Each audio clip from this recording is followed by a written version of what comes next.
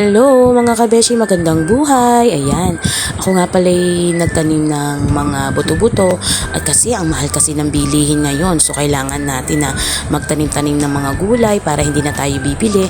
Meron akong sibuyas, may kamatis, may okra, may talong, may sili at higit sa lahat, nagtry ako ng lettuce baka sakaling hindi na ako bibili ng lettuce. At syempre mga kabeshi, pag may tinanim may aanihin, lagi natin tatandaan yan. Kasi imbes na bumili pa tayo, at least sa paligid lang natin may makukuha na tayo, di ba?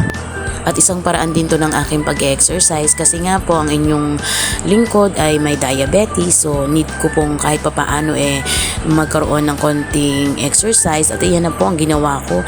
At ako'y nagtanim-tanim, nagbuhat-buhat ako ng mga pasuko at syempre imbes na bumili ako ng paso, inilagay ko na lang dyan sa lagayan ng mga sirang mga galon. At ayan mga kabeshi, nakakatuwa, lahat yan ay may mga tanim at syempre i-update ko na lang kayo pag namunga na. Sige na, bye. Ingat kayo.